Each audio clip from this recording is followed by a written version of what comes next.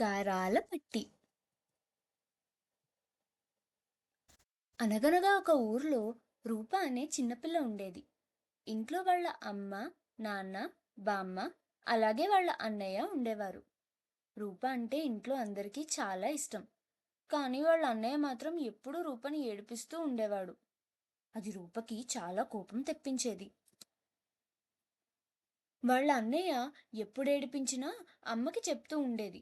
ఎందుకంటే బామ్మకి చెప్తే వాడు మగపిల్లాడు, అలానే ఉంటాడు అని మళ్ళీ రూపనే విసుక్కొనేది. వాళ్ళ నాన్న ఏదో వేళాకోళం చేస్తున్నాడు అంతే అని అనేవారు.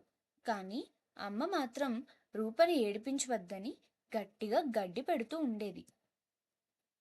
ఒకసారి రూప ఇంట్లో లేనప్పుడు అమ్మ నాన్నను పిలిచి రేపు రూప పుట్టినరోజు అని గుర్తు చేసింది. ఆ మాటలు విన్న అన్నయ్య ఆటలు ఆడుకోవడం మానేసి ఆ రోజంతా ఆలోచిస్తూనే ఉన్నాడు.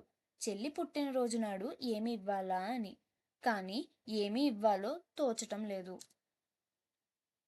ఇక తర్వాత రోజు అన్నయ్య ఇలా కాదు అని తన కోసం దాచుకున్న బొమ్మల్లోంచి కొంత, పుస్తకాల్లోంచి కొంత, మట్టి డిబ్బీలోంచి పుల్లపెట్టి కొంత డబ్బును తీసి తన జేబులు నింపుకొని మార్కెట్కి వెళ్ళాడు.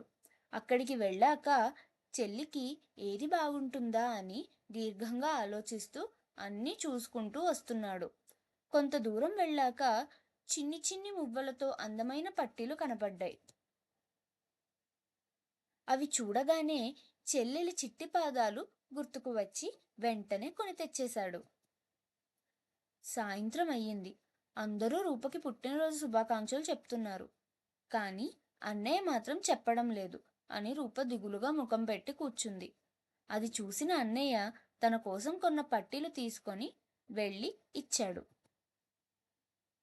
అది చూసి రూప ఆనందం పట్టలేక అన్నయ్యను గట్టిగా కౌగిలించుకొని వెంటనే అమ్మ దగ్గరకు వెళ్ళి నన్ను అస్తమానం ఏడిపిస్తాడు కదా, కానీ ఎందుకు బహుమతి ఇచ్చాడు అన్నయ్య అని అడిగింది. అమ్మ నవ్వుతూ దానినే ప్రేమ అంటారు, కానీ కొంతమంది కోపంలో, కొంతమంది బహుమతి రూపంలో, ఇంకొంతమంది బాధ్యత రూపంలో చూపిస్తారు అని చెప్పింది. ఏంటో అమ్మా, ఏదో చెప్పావు కానీ నాకేమీ అర్థం కాలేదు అని అంది రూప మెల్లగా. అయితే రూప ఇప్పుడు వాళ్ళ అన్నయ్య గారాల పట్టి అన్నమాట అంది బామ్మ నవ్వుతూ. కథ కంచికి మనం ఇంటికి.